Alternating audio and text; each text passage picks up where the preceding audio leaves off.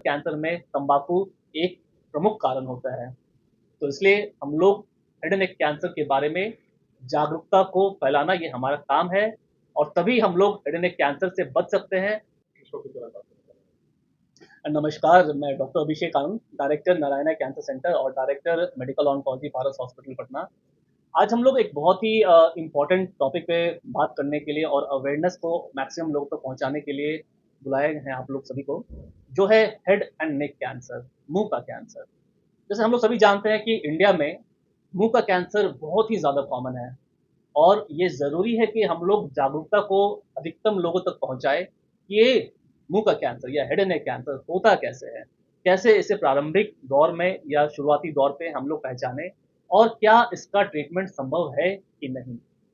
मैं आप लोग के द्वारा मैक्सिमम लोगों तक ये पहुंचाना चाहता हूं, इस न्यूज़ को, इस बात को पहुंचाना चाहता हूं कि हेड एंड नेक कैंसर, मुंह का कैंसर को पूरी तरह से ठीक किया जा सकता है। ज़रूरत है जागरूकता की, ज़रूरत है सही समय पे डायग्नोसिस की और ज़रूरत है, सबसे ज़्यादा ज़रूरत है इस बात को जानने के लिए कि ये होता कैसे है और इसका सबसे प्रमुख कारण है तंबाकू।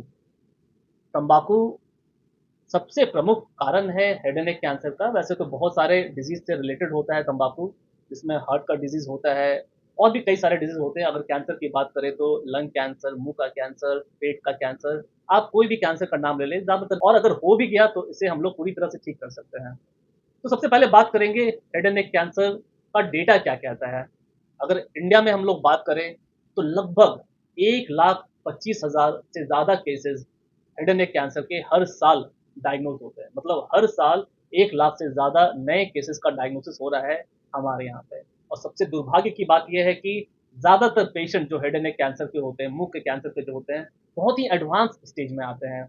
मतलब पूरा अल्सर हो गया यहाँ पे, जैसे आप लोग सिगरेट के डिब्बे में देखते होंगे फोटोज, तो उस तरह के केस भी हम लोग देखने में मिलता है। पहले मुझे लगता था कि ये सब तो ऐसी ही फोटो कहीं से ले आया होगा, लेकिन अगर वास्तविक तौर पे देखें, अगर रियलिटी में देखें तो वैसे केसेस भी देखने को मिलते हैं। मतलब सोचिए जागरूकता का कितना अभाव है हमारे देश में कि उतना बढ़ा हुआ कैंसर भी लेके हमारे पास आ रहे हैं फर्स्ट टाइम ट्रीटमेंट कराने के लिए।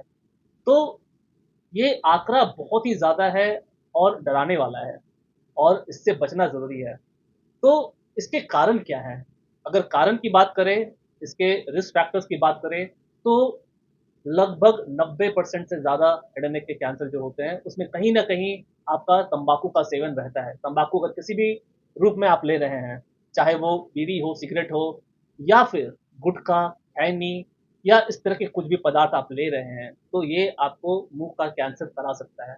तंबाकू के बारे में हम लोग अगर बात करें तो डब्ल्यूएचओ, वर्ल्ड हेल्थ ऑर्गेनाइजेशन ने बताया है कि ये एक प्रमुख कार्सिनोजन है। एक टर्म यूज़ किया है डब्ल्यूएचओ ने, जिसका नाम है, जिसका जो वर्ड है कार्सिनोजन। मतलब अगर ये पदार्थ आपके शरीर के अंदर जाता है, तो ये ज़रूर से, कन्फर्म रूप से आपके अंदर कैंसर करा सकता है। और इसमें लगभग 70 रसायन ऐसे हैं तंबाकू में जो कि डब्ल्यूएचओ के द्वारा कार्सिनोजन घोषित किए गए हैं। वैसे तो लगभग 7,000 से ज़्यादा केमिकल्स एक तंबाकू में होता है, लेकिन लगभग 70 केमिकल्स को कार्सिनोजन घोषित किया गया है। तो ये ज़रूरी है कि हम लोग तंबाकू के सेवन से बचें। ये ज़रूरी है कि हम लोग इसके लिए अवेयर रहें, जागरूकता को फैलाएँ अपने दोस्तों तक, अपने परिवार में। और बहुत सारी जो गवर्नमेंट की पॉलिसीज़ होती हैं, वो भी बहुत ही अहम भूमिका निभाती है एक तंबाकू के यूज़ को रोकने के लिए जनरल पब्लिक में। जैसे आप लोग ग्राफिकल वार्निंग्स देखते हैं तंबाकू के पैकेट में, या फिर ओनली सेल्स टू माइनर्स करके आप लोग देखते होंगे, या फिर कहीं पे अगर मूवी हॉल में सिनेमा देख रहे हैं, अगर तंबाकू का सेवन हो रहा है तो अलग से वार्निंग आ जाता है। तो ये सब कुछ इंपॉर्टेंट स्टेप्स है जो कि सरकार के द्वारा लिया गया है तंबाकू के सेवन को रोकने के लिए। फिर बात करते हैं कि दूसरा क्या प्रमुख कारण है। तो आजकल अगर हम लोग बात करें ओरोफैरिंजियल कैंसर की, जो कि गले और मुंह के बीच का कैंसर होता है, तो उसमें एचपीवी, ह्यूमन पैपिलोमा वायरस, एक तरह का वायरस है जो आजकल प्रमुख कारण है ओरोफैरिंजियल कैंसर का। इसके साथ नेज़ोफेरेंजियल कैंसर में भी एप्स्टीन बार वायरस का भी हम लोग देखते हैं कि एक रिस्क फैक्टर है।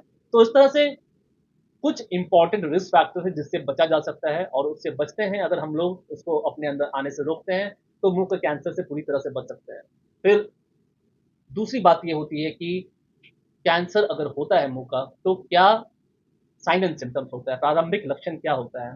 तो ज़्यादातर मरीज़ जो होते हैं वो हमारे पास एक मुँह का स्वेलिंग, मुँह में सूजन लेके आते हैं, या फिर कहीं अल्सरेशन, कहीं घाव हो गया जो कि हील नहीं कर रहा है, भर नहीं रहा है, उस तरह से प्रेज़ेंट करते हैं, या गर्दन में आपका गाँठ हो रखा है, उस तरह से प्रेज़ेंट कर सकते हैं, या फिर जो डेंचर के, तो उन लोग को डेंचर लगा रहता है या फिर दाँत नकली लगा रहता है, तो वो प्रॉपर तरीके से अगर फिट नहीं हो रहा है, तो ये सब कॉमन साइन एंड सिम्पटम्स है, जिसको लेके एक हेड एंड नेक कैंसर का मरीज़ प्रेज़ेंट कर सकता है। फिर बात उठती है कि डायग्नोसिस की, तो डायग्नोसिस एक बहुत ही अहम भूमिका निभाती है इस बात को लेके कि कैसे होगा। तो बहुत बार हमारे जो पेशेंट्स होते हैं या उनके अटेंडेंट होते हैं, उन लोगों को लगता है कि जाँच में ज़्यादा पैसा खर्च करने से कोई मतलब नहीं बनता है, सीधे इलाज शुरू कर देना चाहिए। लेकिन मैं आप लोग के माध्यम से ये बताना चाहता हूँ, मैक्सिमम लोगों तक ये बात पहुँचनी चाहिए कि अगर हम लोग डाई करते हैं, तो हमारा ट्रीटमेंट उतना ही सरल हो जाता है और उतना ही अच्छा ट्रीटमेंट और स्टैंडर्ड ट्रीटमेंट हम लोग मरीज़ तक पहुँचा सकते हैं।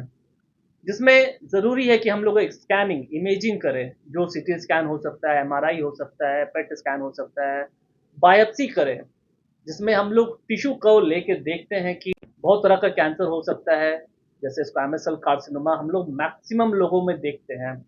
और उसके बाद होता है कि मेटास्टैटिक वर्कअप, अगर लग रहा है कि कुछ एडवांस डिज़ीज़ है, तो लंग में, बोन्स में, लिवर में फैलने का चांस रहता है, मुँह के कैंसर का भी, तो उसको इमेजिंग करने के लिए हम लोग पेट स्कैन के द्वारा हम लोग पता कर सकते हैं कि कैंसर कहीं और फैला है कि नहीं फैला हुआ।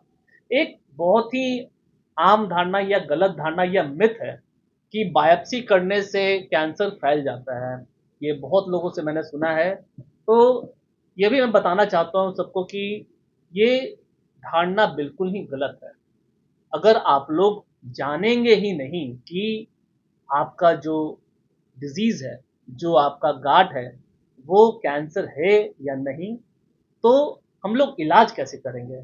तो इसलिए ये ज़रूरी है कि हम लोग जानें कि आपका बीमारी जो है वो एक कन्फर्म कैंसर है, और कन्फर्मेशन जो कैंसर का होता है वो हिस्टोपैथोलॉजी के द्वारा ही होता है, जिसके लिए बायोप्सी करना अनिवार्य है।